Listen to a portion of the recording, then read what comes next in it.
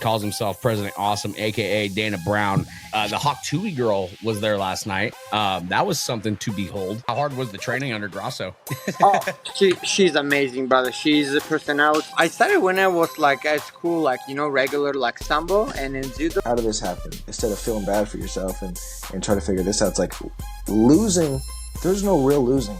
Death is the only loss. Oh, dude, I'm a nerd. And this is who we call little.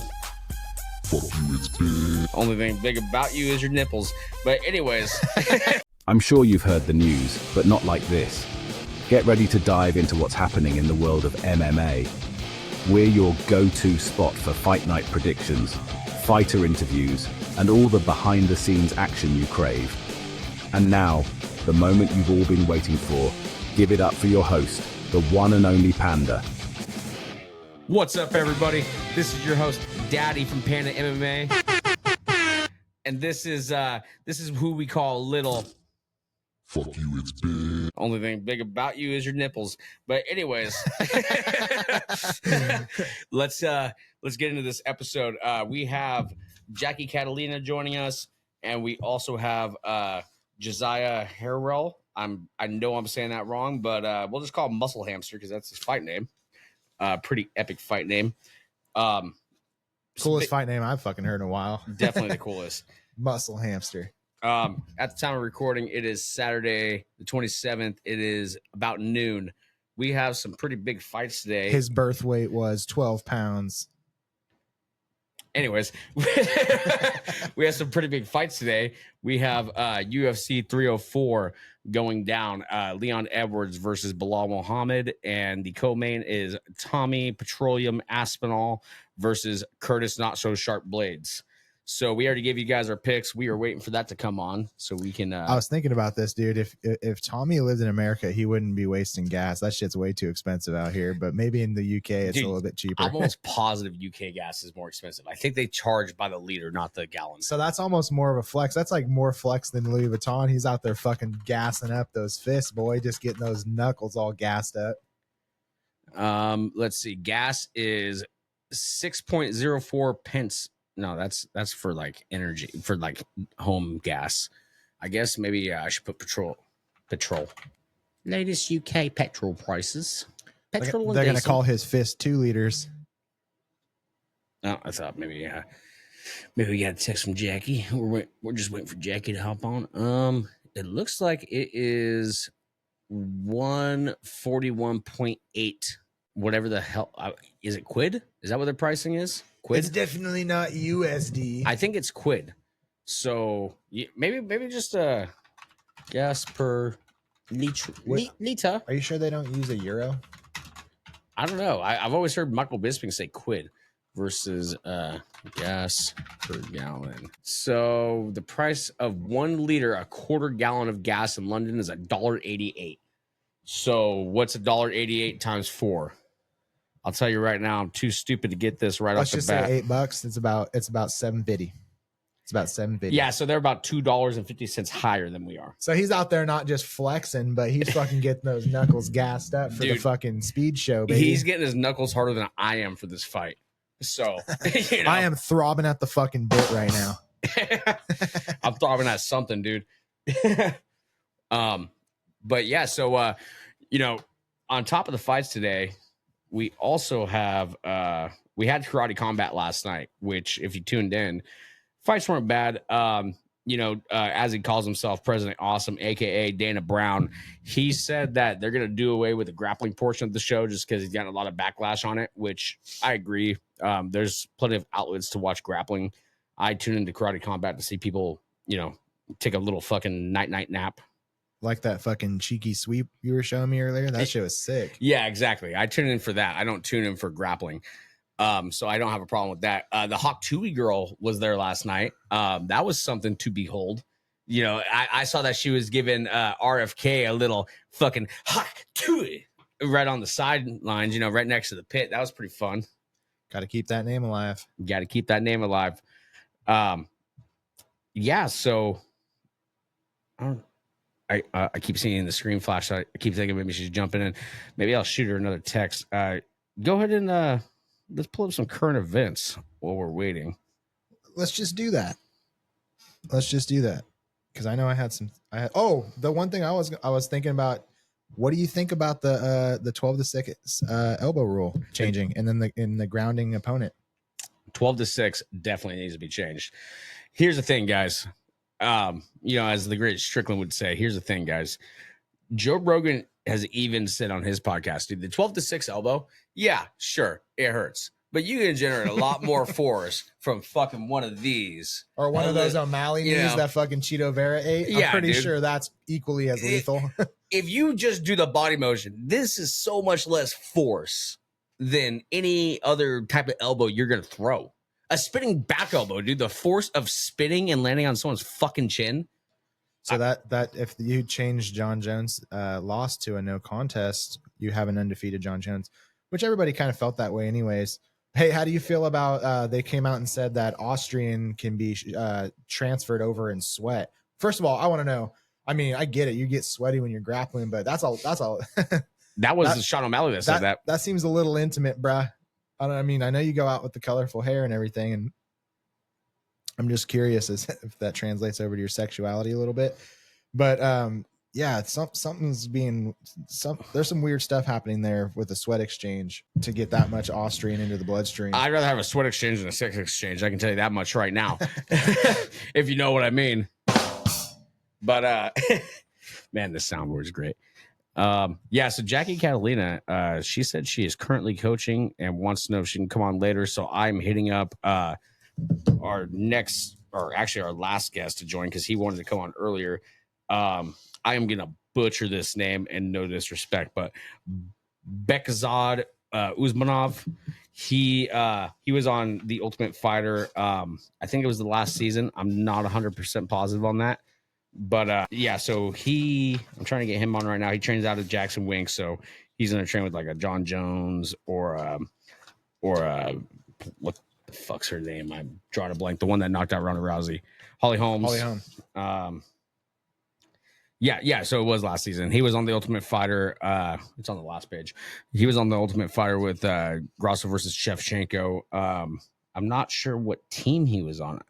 I don't tune into Ultimate Fighter, guys. I watch Dana White's Contender Series. But he's 28, so he's still young. He's what? No. Actually, he's 28. He's a year and 3 months younger than me. That's wild. Okay. And he's fought BKFC, so he's kind of done it all. Yeah, I saw that. See if he's getting back to me yet. He still hasn't read it, so just waiting for him to read that. Yeah, so his foundation style is Sambo, Muay Thai, and boxing. Hey, did you see Manuel Cape get into a brawl at the UFC hotel? Yes. Muhammad? So according to Manuel Kopp, wait, did you say Belal Muhammad? Muhammad Makiv. Okay, I was gonna say you got those mixed up because Belal Muhammad almost got in a brawl with Leon Edwards on the elevator. Oh yeah, but I did see that. According to Cape, Muhammad came up to him and asked him for a picture, and as soon as he said yes and went to take the picture, Muhammad just shot him for a takedown. He's like, I'm forecasting what's about to happen. No, honestly, I think Muhammad's probably gonna get knocked the fuck out. Unless you're seeing this, Muhammad, then I'm rooting for you. If you don't see this, then you might go to sleep. But dude, so Leon and Patty both got custom fight shorts. Have you seen them? Yeah, Bobby Green's actually very his feelings are hurt. I was watching an interview with him, and he was pretty much saying he's done more for this company than anyone else. Why don't I get fight shorts? Exactly. He's been with the company for this long, and they gave the fight shorts to fucking the Austin Powers wannabe and not him. So yeah, no, I mean, I kind of feel what he's saying though. He's fought Dustin Poirier. He's fought pretty much the who's who of 155. Well, you know how back in the day, when you get into a fight for the life or death, the loser got his hair cut off or the head cut off. What happened to me? What? Yeah. But they didn't kill him. But what I'm saying is, they suck me. maybe Bobby Green takes Patty's shorts at the end of it. That or he takes his cheeks. Or both. You probably take both. It's one of the two. He's taking something though. I can tell you that much. And You know, I think after this fight, you know, when people bring up Patty, a lot of people are going to say, who the fuck is that guy? I don't think anybody's going to remember him because here's the thing, guys. This is his last fight on his UFC contract. So UFC has tried to re-sign him multiple times. He's refusing to re-sign. I'm assuming because they're not offering the money he thinks he's worth. According to him, he made a lot more money outside the UFC. But he's also saying that he wouldn't go anywhere else, and that'd be stupid. He's on the biggest platform, so he's kind of but he's also saying that he wants to do influencer boxing. I didn't hear that. I heard that. I heard he wants to do influence. I want to take out some of these bums. Did he whisper that into your ear? Yeah, as he grabbed my pocket, because that's all Patty's good for is holding my pocket mo. See, Patty just needs a sniff of that fucking bull torque, boy. He can be fucking wide awake. Maybe he'd take on Bobby Green. Maybe take the crown from Green. I guess I gotta text Jackie back, let her know that so what later is fun. What kind of fight shorts do you think would be appropriate for Bobby Green? Green, the color of money, dude. It's gotta have $100 bills on it. You think some fucking just some money shorts would be the thing? I think so. That'd be pretty sick, but I could also see that being a Conor McGregor thing. You know, he comes out, he's got them money shorts on. Yeah. Yeah. So I gotta text Jackie real quick. The grounded opponent thing, I really like that because you saw. I mean, in a real fight, what are you gonna do? You're gonna really put both your hands on the ground as if that's gonna defend you from what's coming at you. Get real. Protect yourself at all times. All right, sorry about that. Yeah, no. So what's the ground rule that's changing? So you gotta have both hands on the ground, or you gotta have two knees on the ground with your palms touching. It can't just be like where you tripod and try to avoid knees to the head, kind of like how Aljamain does. Exactly. Okay. Yeah. So that doesn't eliminate the threat. I'm game for that 100%. I think that's fair. I think it's unrealistic. It's completely unrealistic. If somebody has you against a wall and you're like, wait a second, let me fucking show my ass real quick and touch the ground. My hands are on the ground. Hands on the ground. Hands, dude, you can't name hands are on the ground. What are you gonna do? Yeah, I'm completely against that rule. I think that rule is fucking stupid. It's honestly, it's redonkulous. So unfortunately, Ryan Garcia has deleted all his tweets, but I was telling him this earlier, and I will give a little warning. Before I say any of these tweets, this isn't me or my personal beliefs. This is Ryan Garcia. So he tweeted out pretty much to the extent that he doesn't like LGBTQ plus whatever the hell it is.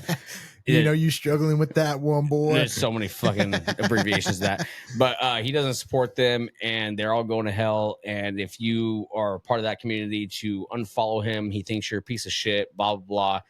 He's deleted all those tweets since then, but now he's tweeting, if you watch the Olympics, you're a cancer to society. I'm on Twitter right now. This was tweeted 12 seconds ago. He tweeted, the world has turned their eyes off good to evil and turned what is good to evil. It's a sign of the times. Look away. It's will. I think he means it will continue. The end is next. I'm gonna get away from here. So yeah, I think, my first thought is I want whatever drugs he's on, because these sound fantastic. And okay, cool. So Jackie said that she can probably hop on later. Yeah. So, I mean, that's from Ryan Garcia. Another topic right now. And this one I can show you guys. So, we're going to go silent for a second. Let me pull up but not deadly. Whoa, dude. Where'd you get that totally throbular shirt from? Funny you should ask. I got it from PandaMMANews merch store. We have all sorts of merch to choose from, including our brand new Live, Laugh, Throb shirt from episode 4. We have dog collars, dog beds, limited edition shirts, hats, coffee mugs, and more. So what are you waiting for? Come throb with us at PandaMMAnews.com. Just click the merch tab and check out all our great product. Throbbing is known to cause health issues for both male and females above the age of 40. So do not use PandaMMAnews.com without prior doctor consent. Please throb responsibly. Guys, we are joined here by Josiah Muscle Hamster. Is it Harrell or Harrell? Harrell, jackass. It doesn't at this point. Potato. You grew up in a small town too. It sounds like, because that's our attitude about shit. It's like some people get their head in their ass and be all pissy because you mispronounce your name. It's like, hey, just tell me how to say it, and I'll say it right the next time. Hell yeah, man. Well, shoot, dude, you're on a 7-fight win streak. I'm just gonna kick this off by I was looking at your Tapology, and you were scheduled to fight Jack Della Maddalena. Yes. Do you want me to turn this sideways? Whatever's more comfortable for you. I cannot. We'll rock it like this. Yes, I was supposed to fight Jack on 290, which is right behind me, actually. But July 8th is what it would have been of 2023. So what happened with that bout? I ended up getting. I have a brain disease. My mom thought I was special needs, and so did my teachers. But it turns out I just have a cool brain disease. And you're still going to the UFC. That is some crazy inspirational shit. Get it? Still borderline retarded, but we're making it. We're fixing our bad habits and our problems now. But it's not easy. But nobody's life's easy. So. What would you call that, man? Because I feel like I got the same thing. You just smoke too much. Are you talking about me being special needs? The brain disease. Is there like a name for it? Yeah, so it's called Moi disease. It means, or it comes out in the English language as puff of smoke because of how it shows up in the MRIs or in the scans. In the head, it looks like all your. So it makes your blood vessels or your veins in your head start to spread out, and it makes them very brittle, so they're easy to break. So they just constantly break, but they try to spread, and they break pretty easily. Eventually taking up the whole side of your base of the skull. Sometimes it progresses past here. Sometimes it just stays down here. For me, it didn't progress too much. It kind of just stayed down here, and then got it checked up 2 months ago, and it hasn't progressed at all since the last checkup. So okay, it's progressive disease, but it's called. Well, I'm sorry to hear about that, man. Hey, by any chance, do you have like AirPods or anything? Just because your side's a little quiet. Yes, pays to be half organized. Hey, dude, our office space, everything's all over everywhere. I have so much paperwork just sprawled out everywhere. Be clear. Good. So I guess my next question would be, have you heard from UFC at all about a potential next opponent? It sounds like the next thing they're going to do is look for a contender series. I don't know if they want me to have like a warm-up fight, or I don't know if they want me to make sure I'm actually getting a full camp in or a training camp in. But when it comes to like how close we can get a fight, the nearest fight we can get is either a contender series fight or a short notice fight. So that's what they're kind of looking at. And then I don't know if they're doing, I guess that'll be the talks between my manager and them, because I'm like, find me a fight, give me a fight, who cares? But I don't know if my manager and them are talking about a potential opponent in later on in the year. But right now, anything that's close will be August is contender series. I believe they start matchmaking, or short notice fight can be any time between now and I guess forever. Okay. Yeah, I mean, it looks like you went undefeated your whole entire fight career from what I'm seeing. Where did you start your journey? I see you just got recently a brown belt in jiu-jitsu. Is that where it all started? Wrestling. I've been wrestling since second grade, I want to say. Then we took a little break, and then I started to continue wrestling at Licking Heights in sixth grade. Okay, so you started with the wrestling background. Yep. I feel like that just translates over so well into MMA because of the pressure aspect of it. Pressure's one thing. I think the biggest thing is control. You get to dictate where the fight goes. If you're better at your hands than your opponent, you can keep it standing. If you're better at the ground than your opponent, you can bring it to the ground. Ability to control where the fight takes place is so important, and wrestling does that better than any other martial art. Yeah, I agree. When you look at past champions, and it seems like a majority of them all had a strong wrestling background. Yes.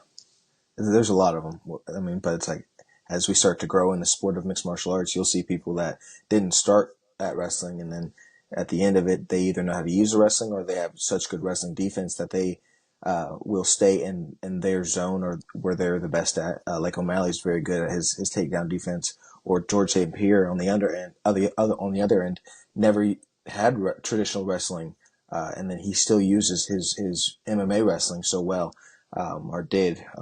So it's just like we have two ends of the spectrum. It's people that will use wrestling to stay on their feet, people that will use wrestling to get to the ground, or you'll have somebody in between where they're like, I don't care where the fight goes.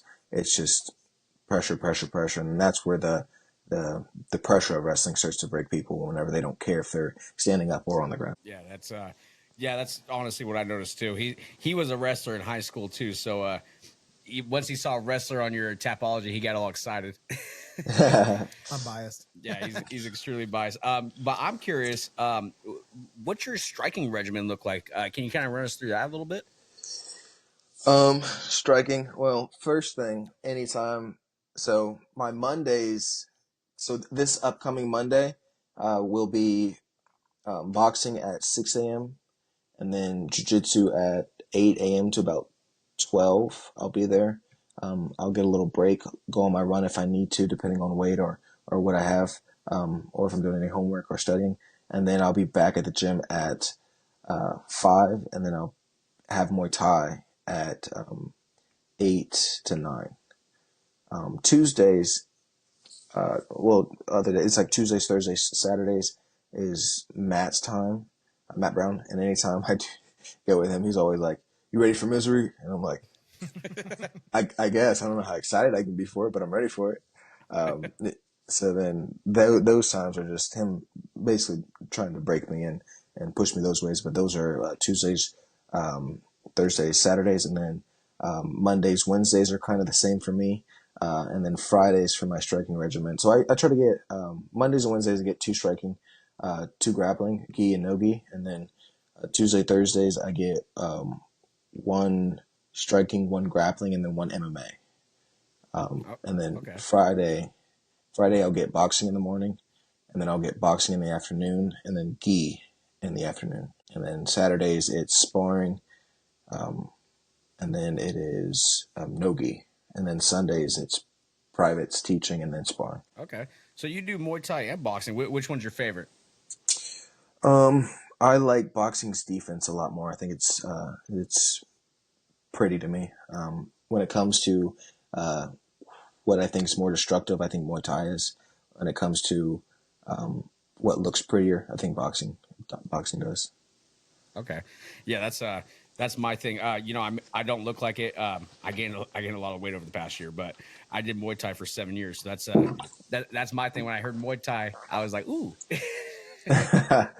Yeah, no, Muay Thai's fun, dude. It's you have to see at a different angle. Not that it's not pretty, but you have to find versions of violence to be pretty, and not a lot of people can see it like that. But with boxing, you don't have to like violence. You can be like, oh, that was like Canelo's defense is crisp, especially when he starts head moving backwards, pivoting. It's like, okay, that's pretty no matter who you are. Compared to like, I guess if you like watching a Sanchai or a Lordzilla, like those guys make Muay Thai pretty. But traditionally, walking forward with that bounce step, it's more like you got to find violence pretty for that, because it's just toe to toe, man to man, very good posture, and just trying to break posture positioning, and basically just like kicking, scoring, basically kicking through guards, trying to knock your opponent off guard, and then starting to add the smaller details like kickboxing, which if you don't know it, then it doesn't look pretty to you. But if you do know like the feints or the hesitance or trying to get your opponent to do certain things and then scoring off that looks pretty to people that know what's happening, but not to people that don't know what's happening. They're like, oh, we kicked him good. Kick him again. Dude, the decisions you have to make day in and day out just before the fight happened way before you actually step foot in that octagon. Yes.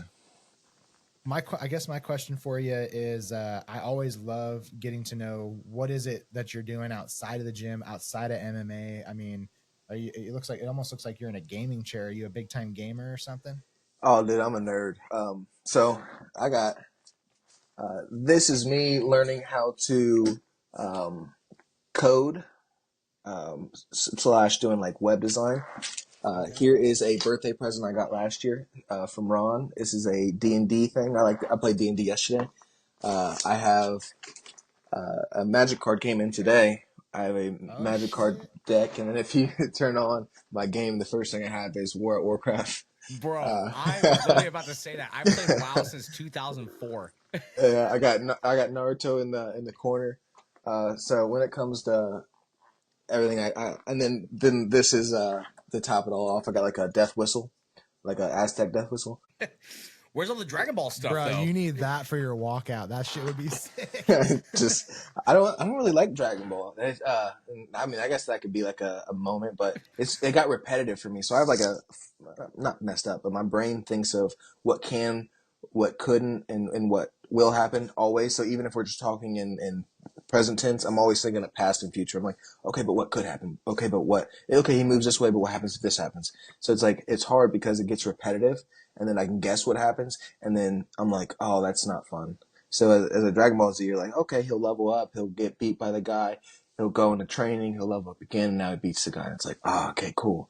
It's like, but I grew up on Dragon Ball Z actually, but as I got older, I stopped watching it as much as like a Naruto, Tokyo Ghoul, just different things like that. I enjoy it, but when it comes to like my favorite anime, definitely not. Okay. Yeah, I went to the red carpet premiere for Battle of the Gods and Resurrection F. I have a Dragon Ball tattoo. I'm a massive Dragon Ball fan. But Dragon Ball, wow, those are my two nerd things. Yeah. Are you a classic player? I am not. I am playing. What is the War Within or whatever? Well, War Within drops August 26th, unless you want to spend the money to play it now. So I'm playing the Panda one, whatever that's called. Oh, the remix. It's actually funny that you're on the Panda podcast and yeah, there we go. Yeah, no, it's all good. I'm a big nerd. I like to learn. I got some things of me drawing right here. I got more drawing / notes, whatever I'm writing down. Over on my bed, I have a book. I have my books and magic cards over here. What else? I do a lot of writing and like poetry and stuff on top of everything. I got my Bible over here on the nightstand. So I enjoy growing in all aspects, not just martial arts or physically. I like to grow mentally, spiritually, whatever. I don't want to look back on my life and think that I didn't do what I could to be the best person I was. Yeah, that's what it sounds like for sure. So I guess, you guys are in that World of Warcraft thing. My whole thing, I guess I haven't aged since junior high school, man. I'm still stuck with Halo and Call of Duty. That's my jams. Hey, I mean, it's fun games, and I don't think as men we actually grow. I think we just get older. I think obviously you can mature, but I think like if you have that kid in you, it's very hard to grow out of it. I think that bitter people grow out of it, and then they become stagnant and different things. But if you understand yourself and what you enjoy, very few men actually grow out of it unless they're like forced to. You got to grow up. What are you doing? And that's a different story. But yeah, I think that kids are men. It's like I think men usually don't grow up too often. We should get old. Well, looking at your record, you fought in LFA. So what happened there? You got that knockout, or you actually punches from back mount. Sorry, I'm looking at your Tapology. And after you get that win, that's when you get the UFC call. Yeah, so I didn't get the UFC call for that. I actually got the UFC call because I went through the cage in the third round. So first round, pretty close. Just we stood up. I shot a couple times, see if he was aware of it, and just different things, setting up different things. Second round, shot a head kick, wobbled him, stayed on top, grinded him out. Third round, we stayed standing. I shot a double, went through the cage, and that kind of just went viral. And I think that was the moment that actually helped me get seen even more by the UFC. It's like you see a guy that's undefeated, and most people are like, "Oh, he didn't push himself," but it's like I'll fight.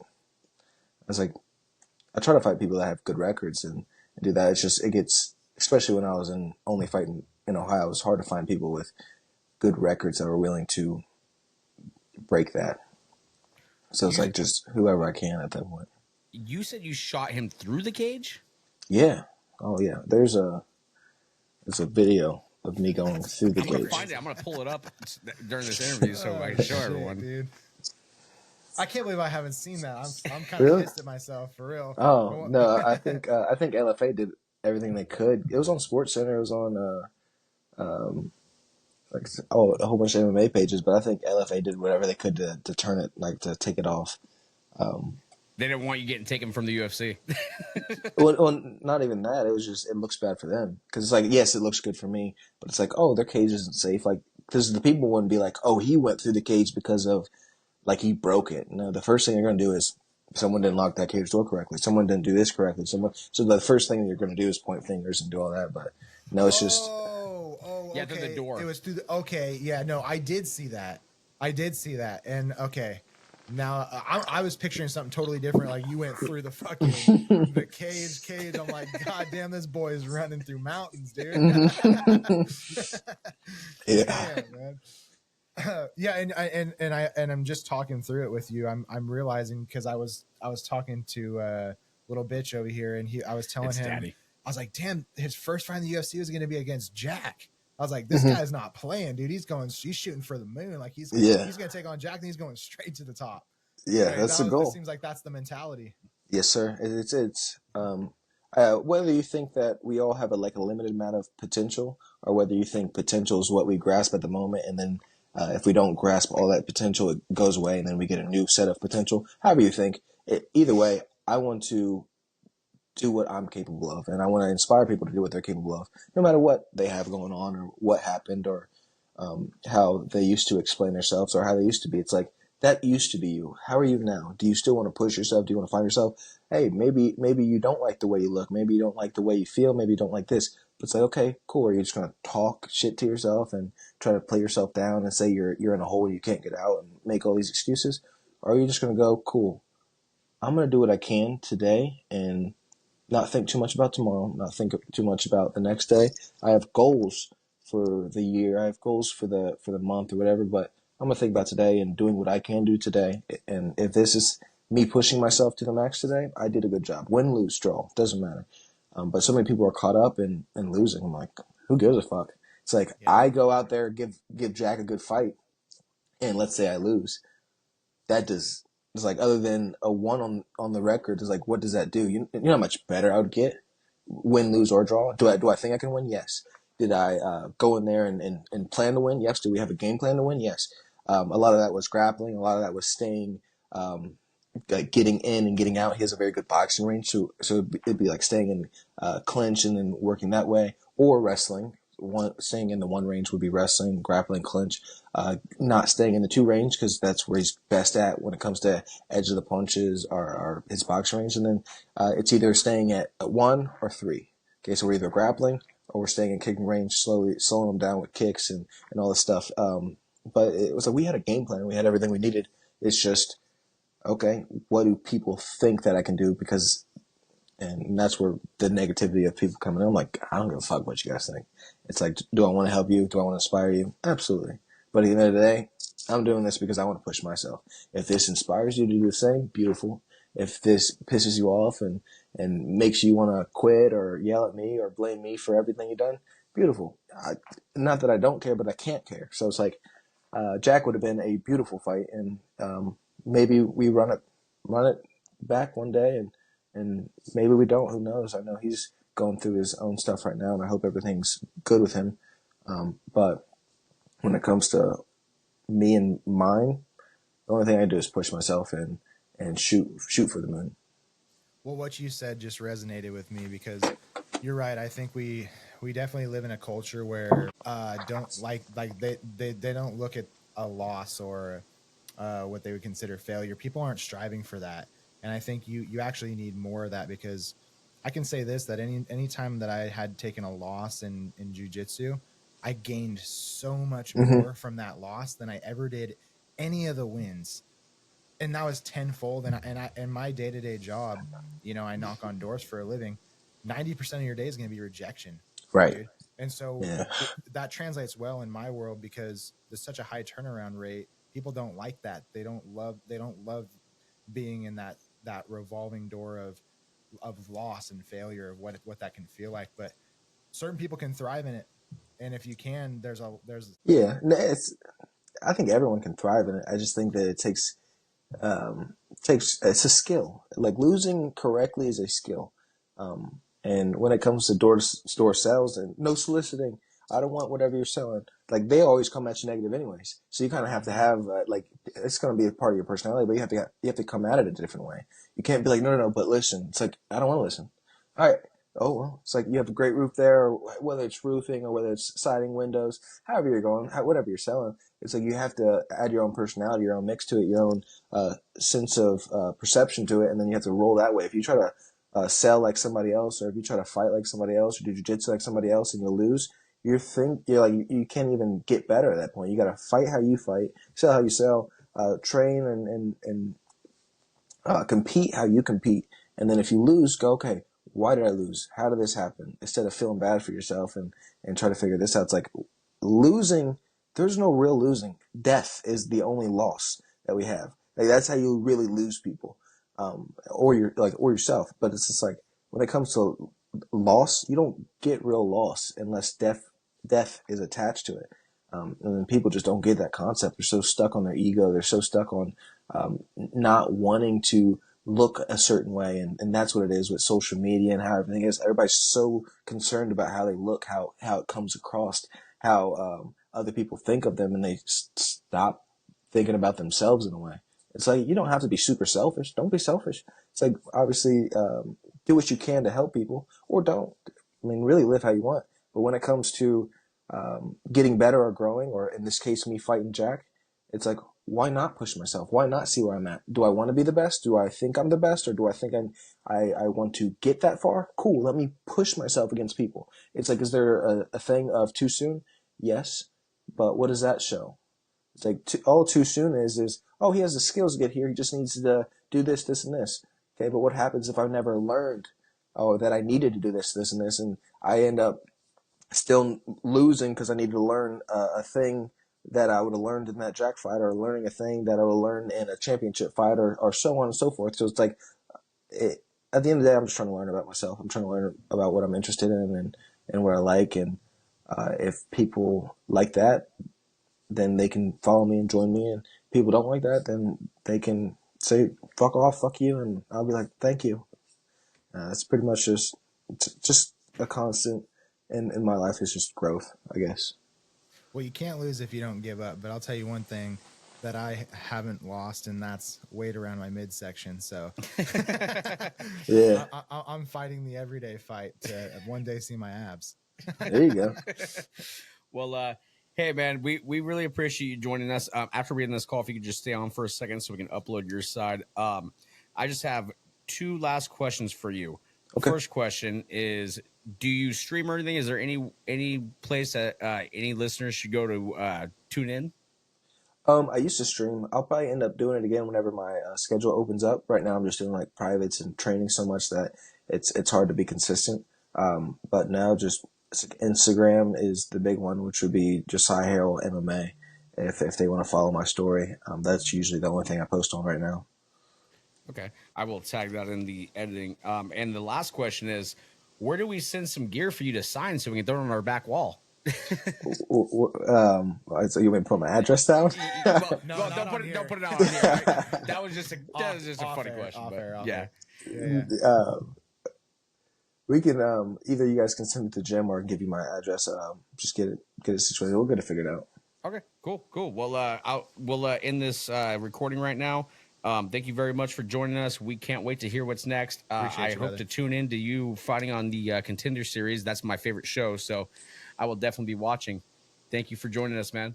Thank you, guys. Appreciate you.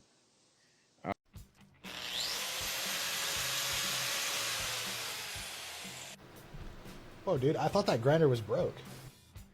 Not anymore. Thanks to Avalos Co., I was able to get the parts I need in order to repair my grinder so my business can go on as usual. What else do they sell parts for?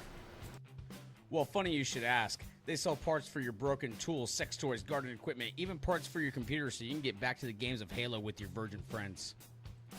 Okay, tell me more. Where do I purchase? You can see what they have available exclusively at avalis-co.com. That's AVLIS-CO.com. Check them out to get your tools to entertain those certain family jewels back in working order today. Can you hear us? I can hear you. Okay, cool. Sorry, I'm at the gym right now. Hey, it's no problem, brother. Getting that work in, huh? Yeah, you're right. Hey, we appreciate you jumping on here, dude. Last minute. It actually kind of worked out because we were having Jackie Cataline. She competed on Power Slap, and she was going to be on this episode. And awesome. She she messaged me saying that she can't do right now. She wants to do your time. So it kind of worked out. Awesome. Sounds good. I like it. Hell yeah, man. So, before we get started, I don't want to sound like a complete idiot this entire interview. Can you say your first name for me? Yes, brother. You can call me just Beck, but my full name is Bekhzod. Okay, cool, Bekhzod. cool. Yeah, Yeah, Beck dude, much easier. you're a freaking badass, dude. We were looking at your Tapology. You fought at BKFC. You were on Tough, and you're training at Jackson Wings, right? Yeah, I'm right now over here. Just finished my session. Okay, so you're training with like the elite of the elite. Oh yeah, for now, yes, brother. And then soon I'm expecting other friends from Russia and Europe. They will come and help for me. They high level fighters too. So we'll see. Cool. So let me ask you this quick question here. Have you heard anything from the UFC? Are you going to be? Do they have like any plans to put you on a card anytime soon or anything? Because you're an exciting fight to watch. So we definitely want to see you on a UFC card. Thank you so much, guys. Yeah.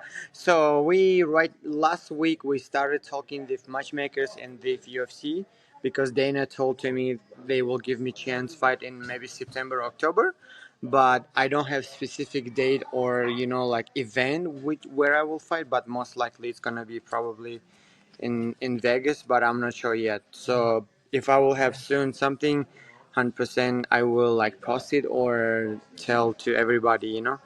Cool. Hey, what was it like being on Tough? Oh, that was great experience training with high level fighters. And we was in IPAX and in UFC Institute. There was like a lot of UFC fighters, and I was training with them, and it was like great experience. I understand that thing is they not training a lot. They training mostly like for technique, like for some like mental game thing. They like doing some stretching conditioning, and then like most of the time they like longest training session around like 30 minutes and doing something Okay. specific. And I'm like, whoa, my session's like at least 1 hour. And now I was talking with coaches, I'm gonna change my training session plan and then slowly like follow that high level skill scheduling, and we'll see how it will work. So I'm doing now and I like it overall. Hell yeah, man. Well, you were in BKFC for a minute. Can I ask you what made you transfer to try to get on Tough and all that from That was BKFC? funny story. So I was training and waiting for my MMA fight, but at some point something happened and my opponent pulled out, and I get offered to fight in BKFC in short notice.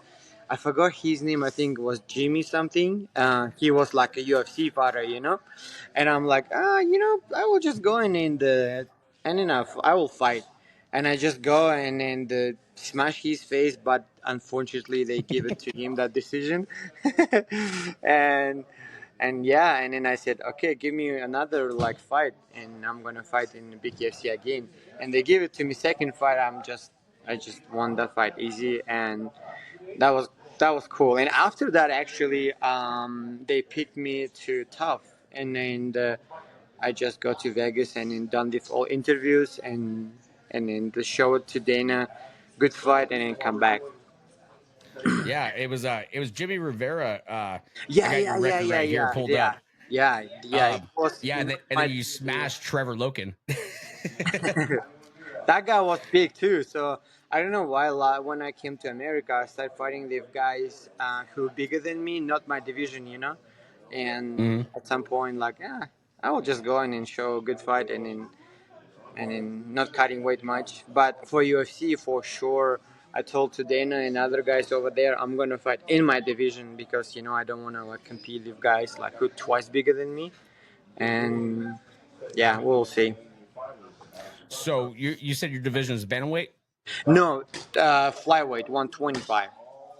Okay. So you'll be in there with like well, Nate Manis just got cut, but like who Nate Manis, we just had Stuart Nickel on recently. He's making his UFC debut at 305 in the flyweight division. That's awesome. He's fighting Jesus Aguilar, I think his name is. Hmm. Yeah, so that'll be a pretty fun fight. Do you have anyone on your radar in that division that you're planning on calling out or fighting? Do you know, guys? I don't have a like specific opponent or specific offers or something like that. I will see what options we will have from UFC. If they will say, "Okay, back, we want to give you this guy," I will say 100% yes. And also, I'm looking for a short notice fight, maybe in a higher division too, bantamweight or something like that. I'm gonna go and fight.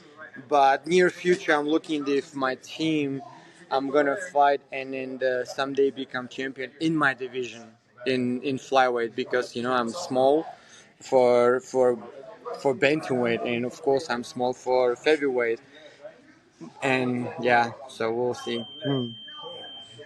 Well, yeah, tonight they got Manuel Cape is fighting, and that's your division right there. And then Yeah. Yes. so you're when you look at the top five, when you look at the landscape, like Brandon Royval, Brandon Moreno, Amir Albazi, Kai Kara France, are any of those names somebody you would like to just kind of? What do you see your trajectory being going into the UFC? Are you trying to sprint to the top, or do you want to kind of work your way up slowly but surely? For sure, first couple fights I'm gonna do maybe the guys who like around like a number 15 or 20 in the UFC in flyweight. And after that, I prefer maybe fight the guy from Australia. I remember when I was in Australia, I saw him. I forgot his name, guys. Ursig? He's 125 too, and I'm looking forward. Also, I was training this Manel. I think he will fight soon against Makayev. I forgot it's 2 weeks now. I mean, in 2 weeks or something like that. That's tonight. That fight, yeah, that fight will happen. I'm not sure. I think it will be in Vegas too. And this guy's very interesting for me. Fight if in the near future, but we'll see how everything will go first. Okay. Well, hey, on your foundation style, it says that you got Sambo and Muay Thai and boxing listed. What did you first get started into? I started when I was like at school, like regular like sambo, and then judo, and then slowly turned to combo sambo, and then slowly turned to Muay Thai, and I moved to completely to Thailand, and then start doing like MMA, and boxing, kickboxing, and Muay Thai, and slowly learning about martial arts. I think sambo helped me a lot, handling balance and doing wrestling, and I think judo helped me a lot too, like handling balance, all that things. But I started, I think, from sambo, judo, both, and still now it's very very helpful. Okay. Well, how does Sambo compare to MMA? Because I've always heard that's one of the best starter foundations. Oh yeah, it's the huge sport in Russia where I was like 10 years, and when you're at school, you you have to do something martial arts, boxing, running, or sambo or something like that. Like most of the time, like boys will go for like something like combat, like sambo or something like that. But I learned from sambo you can like read your opponent to do something special, and it will help you easy jump to the MMA. It's you already will have something behind you, and you can easy wrestle. You can easy punch, because in the combat sambo you can do like punches, and in like kind of MMA, but you have a helmet and all that things. But who turning from sambo to MMA, for them more easier than who will just come to the MMA. Okay. Yeah, Yeah. you always see like Khabib and Islam, and they're dominating, and they're Yes. from a Sambo Exactly. So, background, and exactly. They all of them have sambo, wrestling, just regular, like judo, and it's very very helpful. cool. So, where were you training for Muay Thai in Thailand? I'm kind of curious. Was it Tiger Muay Thai?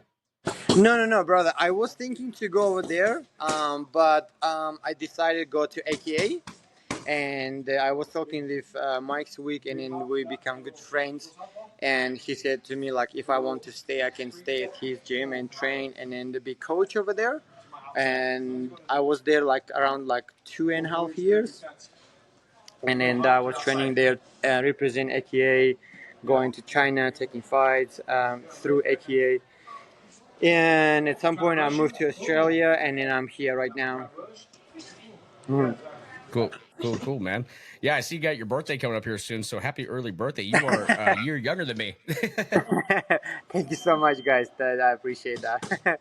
Yeah, it's next. Hey, so 2 weeks. Beck, what are you doing outside of the cage? Are you're a video gamer? Are you a fisherman? You know, guys, I don't have time for that stuff, but I'm working at Starbucks. I'm a manager over here, and also I'm working for Jackson Wing like a manager, and I'm helping for fighters around the world who want to come to Jackson Wing and train over here, live over here, and want to fight. And also, I'm managing fighters over here and helping build their career. So I'm kind of like a manager, and then also I'm doing my management stuff at Starbucks. I'm working over there like a manager too. And yeah, at the gym every day, training, working, and doing my own stuff. So I'm very busy now. I could just picture somebody coming in all hot that somebody got their drink messed up and they see you and they're like, you know what? Actually, this drink looks fine, man. I think I'm just gonna turn around and leave. Yeah, after the show, a lot of people coming to my work like, oh wow, we saw you on the TV, like we saw you on the top, and then they like taking pictures. It's so cool. I love it. That feeling, when random people coming to you and asking for pictures. It's nice feeling. Hell yeah, man. That's super dope, dude. I'm just curious. When do we get an official signed your apron, your Starbucks apron? We want the signed one for our back wall. Oh yeah, 100%. I would love if you will send it to me, your address. I will sign it, my new apron, and I will send it to you. Dude, that's legit. We will put it back here for sure. Yes, Hell yeah, please. dude. You're a fucking hero. It's gonna be fun. Well, shoot, man. So, you're in talks with the UFC and everything. Obviously, I'm sure if you can't share this, don't share it. But have they thrown any names your way on, a possible opponent? Not yet, brother. So my team right now, we are talking with UFC now, but most likely they will give me chance maybe September or October. If it will happen, it's gonna be amazing. If not, we'll see what options we will have. But I don't have a specific opponent or specific date where I can fight or when I will fight. It's under like progress. We'll see next maybe 2-3 weeks how it will go, and we'll understand. Okay, I will fight in September or later. So we'll see. So I'm waiting now from the message back to me because we already my episode already gone, and then I won that fight of the season, and Dana gave it to me. Great bonus. I was so happy about that, and most likely I will fight, but I'm not sure when. So I'm just training, waiting, working, and doing my own stuff. We'll see how it will turn to my side. Okay. I only tuned into Tough this season really for clips, and that's where I ran across you. It's probably the fight of the season. Whose team were you fighting under? Was it Shevchenko or was it Grasso? There was some funny moment when I was picking, fighters. And there was like a moment where Shevchenko said Mark, but I heard she said Beck, and I started walking to her, and Dana stopped us. I no, it's Mark, and I was in Team Grasso. They Alexa. She picked me, and I was under her, and then we were training. She's an amazing fighter, and if you saw, guys, she will fight in that Vegas The sphere, Sphere? Yeah. against Shevchenko, and then she will defend the title. So maybe I will go for that event to Vegas and support her. But we'll see what options I will have. If I have time, I will go for sure. That's awesome, dude. How hard was the training under Grasso? Oh, she's amazing, brother. She's a personality. Her, knowledge about how I said to you in the beginning of this interview, how high level fighters, brother, they not train hard, they train smart. and they balance their energy, they balance their combinations, like game playing, and they most time like just talking through sessions. I'm like, whoa. And they like how she was breaking down, my opponent, and then we was breaking down my fight, and she was telling to me, hey Beck, you're supposed to do these things over here, and or something like some situation, and I understand how she knowledge these that things, these MMA, and this is why she's champion. And her coaches who came from Mexico was helping for us, and I was like so grateful working with them because they high level now, and exactly same as Jackson Wink, like what coaches I have over here, they like example like Alexa team, and I'm like, okay, now I have vision which direction I have to go, and I'm excited about it. I was like working with them, and of course, like working and training with other UFC fighters in IPAX and in Vegas, and of course talking with Dana was like great experience. Okay. So, Yeah, I can imagine. So you're saying UFC could happen September, October. So that puts you, maybe you end up fighting on the Noche card. Who knows? That's September 14th. If not, you got Paris September 28th. You got oh, that's gonna be 308 in amazing. October. We'll see. We will see, guys. I will be so happy if they will give me that chance. Okay.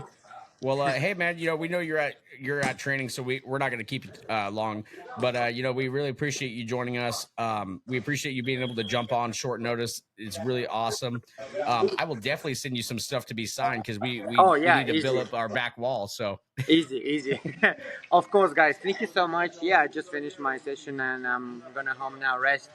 And yeah, I appreciate that was perfect talking with you guys. And 100% we'll talk again near future. And yeah, have a good day. Send to me all that stuff. I will sign it and then send you back. okay, well, if you could just stay on after we close the call, just so your site can upload, so we get that Yep. beautiful 4K. We appreciate you joining us, man. I can't wait to see you fight, and looking forward to it. Awesome. I will be here. All right, guys, that was Bekhzod. Thanks again for joining us, my man. And you will be seeing us eventually out there in Albuquerque. I don't remember if we were recording when we talked about it, but he said that he's one of the coaches out there. And me and Big Sloppy fly in. He'll put us up in the gym out there, and we can go get some sparring rounds in and interview some of the fighters they have. For those of you that don't know, he trains out of Jackson Wings. So John Jones. I think he doesn't train there anymore, but he did. That was his original gym. Cowboy Sorority, that was his original gym. Holly Holmes. It's a stacked amount of names. Just dude was cool as hell, man. And for all you people that go into Starbucks because they fucked your drink up and you think you're just gonna talk to anybody on the other side of that desk like they're just a nobody, you might run across somebody like Bekhzod, and I feel bad for you because that's a guy that you don't cross. I feel like he's super nice, but he also has a killer mentality too. And if you push him to that limit, I bet you'd be on the edge of a cliff with some tall boots. Well, I think as soon as he steps up and they realize he ain't fucking around, he's going to drop one of these. And it's going to be a rough day for whoever fucks with him.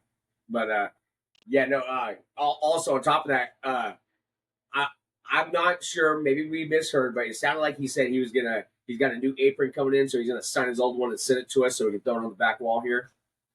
So that would be pretty cool. Hell yeah. So, just FYI, guys, Thursday night's episode, we have a interview with, I'm not going to say his last name because I'm going to completely butcher this. Try. Matthew Socholo Tweak. He's a BKFC fighter. I'm pretty sure you fucked that up. I definitely did. He's got he's had one fight in the BKFC so far, but it was a viral finish. So I had seen it before I even knew who he was. I saw it on TikTok. So once I realized who I was interviewing, I was like, oh shit, that is that guy. Yeah, but, savage. All right, guys. So let's go ahead and run through UFC. When it comes to prelims, we're just gonna hit the marquee fights, the ones that people actually tune in for, the casuals. So I mean, really, you only have 2 fights on the prelims that most people are going to care about. First one being Meatball Molly versus Bruna Brazil.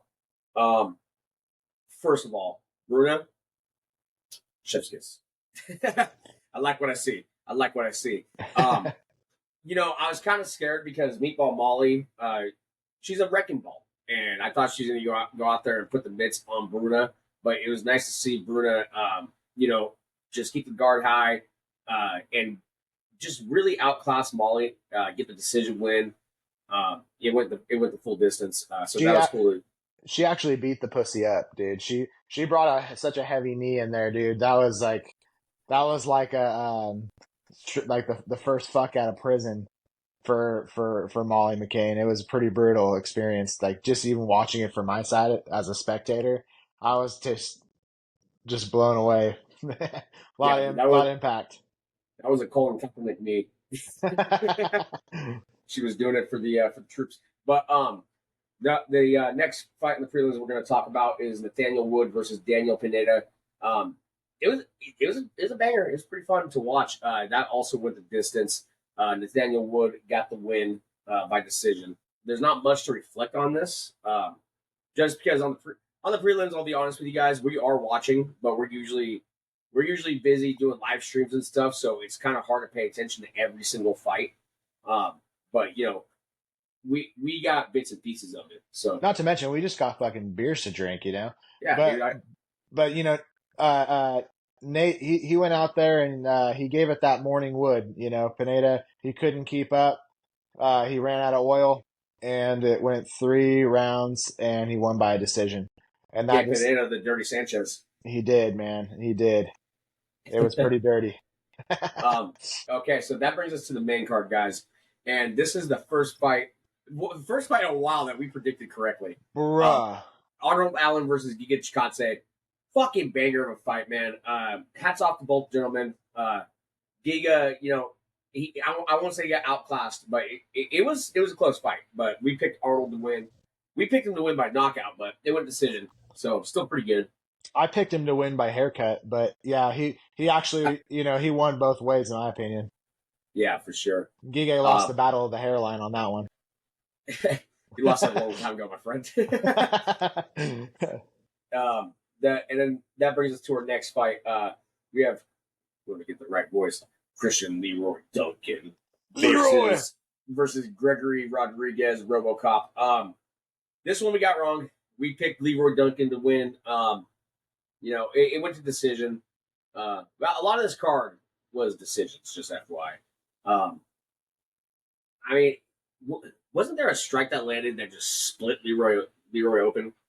Yeah, wide open, bro. Dude, RoboCop turned to him and he said, "Who's your daddy now, Leroy?" Yeah. Yeah, so I guess not much to say on that. Next fight, though, Bobby Green versus Patty Pimblett, another fight we guessed wrong. You know, part of me thinks that actually, I don't know if you saw this. Jalen Turner tweeted that it was a work. He said that was a fixed fight. He said there's no way Bobby Green loses to Patty. Fuck no, dude. Fuck no. And I'm going to say this, man. I got to start putting some respect on Patty's name. He does look like a 12-year-old girl maturing in life. He looks like Austin Powers. You know, and I think that's why everybody hates him. But, god damn, he fucking made Bobby King Green shoot in. And I don't know if Bobby was just thinking, hey, I'm Mr. Veteran here, and I don't believe you're anything at all, and just underestimated all that and decided I'm going to show him that I'm better than him at his own game. And fuck, did it backfire, dude. I saw Patty was saying that the ref got in a little bit late. I agree. I think he was asleep way before he got the armbar, and I think he probably took Bobby Green's arm, took ownership, fucking submitted permits. Yeah, permits were submitted, and they were approved by the county. So, you know, in solar terms, that means glass on the roof. But for this, that means consciousness is checked out. That means you're not throwing any punches for a cool minute. Yeah, yeah. I mean, it is what it is, man. And from what we gather, Patty Pimblett has re-signed his contract with the UFC. So, I don't know how many fights are on this deal. I assume 4. That's usually what it is. But it now he's in the rankings, so now he's got tough fights ahead of him. You know, he's no longer fighting these unranked guys. So now's the big league. So now we'll actually see what Patty's actually made of. Yeah, because for a second there, Paddy Pimblett was kind of giving Jake Paul vibes. I mean, they're fighting in the same weight class, but come on, man. You gonna fight Tony Ferguson? Well, it's not his decision either. I mean, obviously he says yes, but the UFC is the one that presents these names. Yeah. I think Dana was like, how can I get Tony to retire? Maybe if he gets humiliated by this fucking 12-year-old maturing girl in the octagon, he'll think twice. Yeah, dude. Paddy Pimblett, not a single hair on his chest. It looks like he waxes, pretty feminine. So I can only relate that to he sits when he pees. So props to you, man. Every day is leg day. You know, squatting up off that toilet. So yeah, fun fight. That brings us to our co-main event. Tommy Petroleum Aspinall versus Curtis Not So Sharp Blaydes. Dude, this is the fight I was most looking forward to on the card. This was the people's fight, dude. Tom was getting a little tagged, but I kind of slowed down the footage a little bit, and most of those punches he was rolling with, so they didn't land cleanly. But that it was a jab that actually dropped Curtis because they slowed down the footage. Everybody thought it was the right, but the right didn't even touch him. It was that jab that fucking knocked Curtis down. And fucking Tom Aspinall, dude, he looked like he just fucking robbed a bank. He fucking sprinted over on that motherfucker, got on his back, just started swinging, dude. Haymakers for days. Some people are calling it an early stoppage, but Curtis Blaydes was not defending himself. Tom Aspinall was playing ping pong with his head. So even it going on 10 more seconds would have just caused more damage to Curtis than he needs to take. That's the direction it was going. It was a finish regardless. You got dropped, you're face down, and you got 250 pounds on you and 6 unanswered punches. Yeah, it was a good call. When I first watched it, I as a fan, I'm like, well, until the motherfucker's dead, well, we want to see it. But, you know, good stoppage because Curtis, Not So Sharp Blaydes, didn't need to take that pain. Tom did look like they were sharing the last slice of pizza, and Curtis thought he was going to run away with it, and he got fucked up for that. And ultimately, Tom dipped his pizza in his ranch, and that's what it ended up being. And fucking A, man. So now we know what's up. If John Jones, he's gonna beat Stipe if they actually do fight when it goes down. If they actually get in the octagon, that happens. John Jones is gonna have to make a decision. Are you gonna risk putting a blemish on your career and fighting a young, hungry Tom Aspinall who's already defended his interim heavyweight championship belt, or are you gonna call it quits and not fight a real heavyweight champion? Yeah. Obviously, I want to see that. I don't see how John Jones does anything to Tom, dude. Tom is too big. He's too fast. He's young. He's hungry. He wants that fucking belt. His boxing's so fucking crisp, dude. And we don't really get too much of an opportunity to see it, but the guy's got he's a major problem on the ground. He is a legit black belt in jiu-jitsu. For those of you that don't know the story, his dad quit his job while Tom was still a kid to open up a jiu-jitsu gym because he fell in love with the sport, and that's where Tom got his start. So he's been training jiu-jitsu since like 10 or 11. So he's as legit as it gets. Yeah, he'll put his belly on your back, that's for sure. Yeah, for sure. Yeah, so great fight, man. Congrats to Tom Aspinall. I'm super happy. Looking at I didn't realize, but it ended exactly with 1 minute left in the first round. Yeah. Yeah. So that was cool to see. But that brings us to our main event. Total upset. Leon Scissorhand Edwards versus Belal. What's his name? Muhammad. little. But yeah. So we picked Belal to win. We already knew what was going to happen, dude. We saw Belal's ear a few weeks ago. That thing was swelled up like a fucking dog's coochie in heat, dude. It was wild. It was wild, and it was very cool to see. And he's juiced. There's no question about it. That guy's on the fucking juice. Yeah, dude. He's got a Dagestani diet. Shit looked like a deer that got hit on the side of the road 2 days ago and just fucking ballooned up. But fucking Belal, man. We knew it. It is what it is. It wasn't exciting. It wasn't a barn burner like Dana said. Fuck, man. But No, it was exciting. I don't care what anyone. If you don't find that fight exciting, you're not an MMA fan. That's just the way it is. Grappling is a part of the MMA world. I'm not a fan of when they just lay on each other. That was nonstop fucking grind, dude. Belal, nonstop takedowns. That high crotch that landed Leon on his head, gorgeous. Oh, Belal, that was gross. yeah, Belal completely outclassed Leon 4-1. I think I don't remember the scores, but it might have been 4-1. All the judges scored. It was pretty unanimous. What I'm saying is, I wanted to see Leon go 9-9, and what I was hoping to get out of Belal was he was going to take 4 rounds to drown his ass, get him tired, and drain out that tank. And then I was hoping in the round 5 he was going to go, put the marshmallows on him a little bit and fucking touch him up and turn him into a s'more. Get him flushed to the mush. I thought he was going to turn his ass into a little s'mores, Yeah, a little English s'more. Yeah. Instead, he got treated like an English whore. Yep. But congrats to Belal. Here's the thing, guys. We were some of Belal's biggest haters, but the hatred ends here. He has proved he is currently the best in the world at that division. He's gonna have a problem with Rakhmonov, I'm sure, but we'll cross that bridge when we get to it. And one of the main reasons why the hate ends here is we had his friend on, Jesse Arnett, and I like Jesse Arnett, so the hate ends there. It's as simple as that. As simple as that. Let's go ahead and get into some current events, guys. This picture. Hey, man, so now that Belal's champion, do you see the next fight being Shavkat? I mean, it kind of has to be.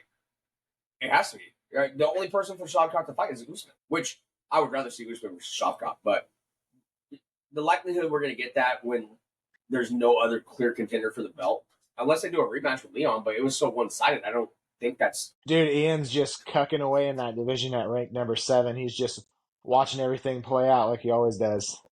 Yeah, exactly. That night, Belal was the nutritionist. For sure. He was a nutritionist. Let's go ahead and let me show you this first current event. This is a quote from Leon Edwards. It's probably from the post-fight press conference. Let me share my screen.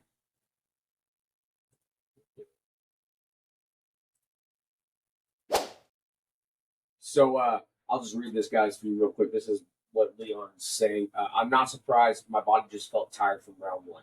All week, I've been feeling just tired from the timing, but congrats to Belal. You got the job done, and we'll get back at it again. So already we're getting – it's not a major excuse, but we are getting some excuses. And I hate that. I feel like as a champion, you got to take it with grace. Kamaru Usman never made any excuses. He just said, hey, guy was the better man. I'm going to get back to the office, and I'm going to get back to it. I don't like the excuse game. It never looks good never looks good on a fighter. They could keep that shit to themselves. If there's truth to that, fine, but you don't speak that into existence for the fans. Nobody wants to hear that shit. Yeah, for sure.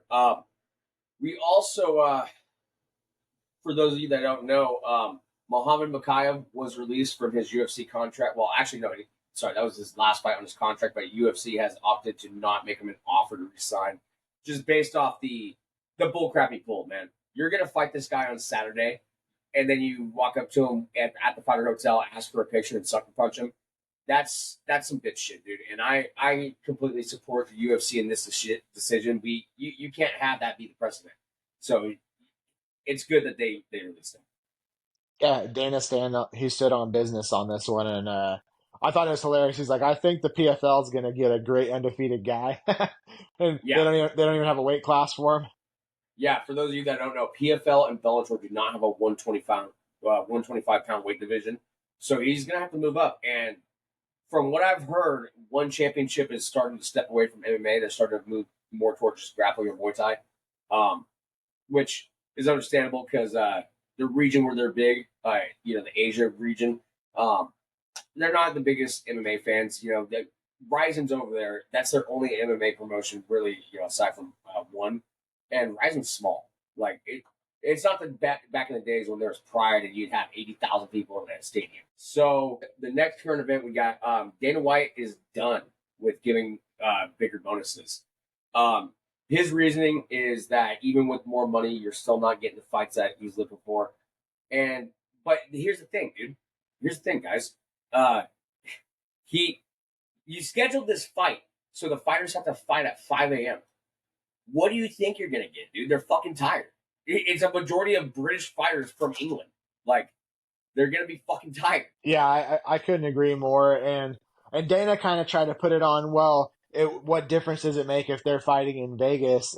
Their internal clock is going to be the same over there fighting at the same time as it would be here. So who gives a shit? Quit bitching is basically like the tone that he was putting out there. Which, in one hand, I get it, but usually those guys will fly out and get acclimated to the time zone way ahead of time when they're going to come fight in the States. Whereas if you're already in your time zone and you're fighting at 4 a.m., you're fucking fighting at 4 a.m. It's just early.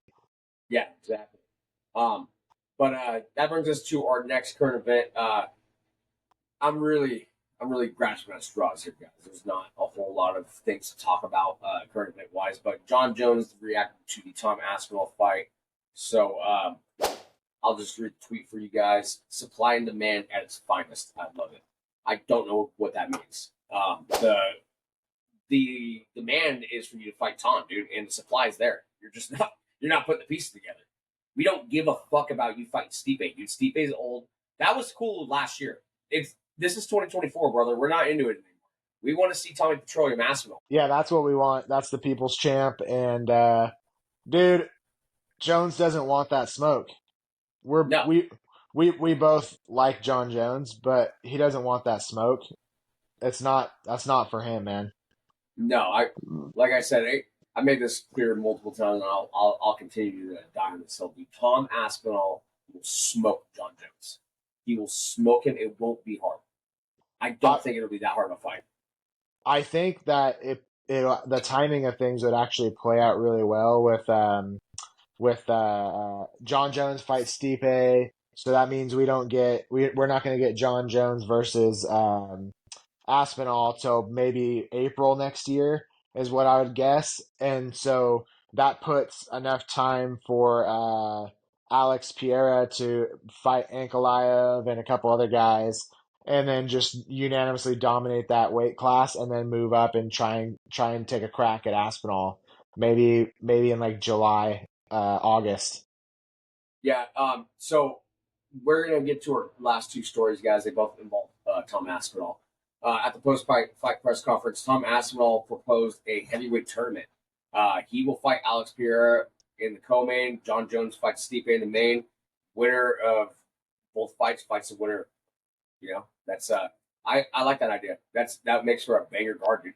That would be a stacked ass card. That's crazy that he threw that out there. He's like, I don't even give a fuck. I'll fight another time while I'm waiting for you, John. Like, I'll fucking keep putting that expensive petroleum on the nuts and gas you up, Shody. He ain't fucking afraid of anyone in that weight division. And like I said, Curtis Blaydes, I think, was the hardest matchup for him, you know, stylistically. And it was like one. Yeah, bro. So that brings us to our last current event, guys. Tom Aspinall. So here's the thing, guys. He said that he strategically woke up at 7 a.m. Saturday morning so he can get a nice long nap during the day, obviously because he's fighting at 5 a.m.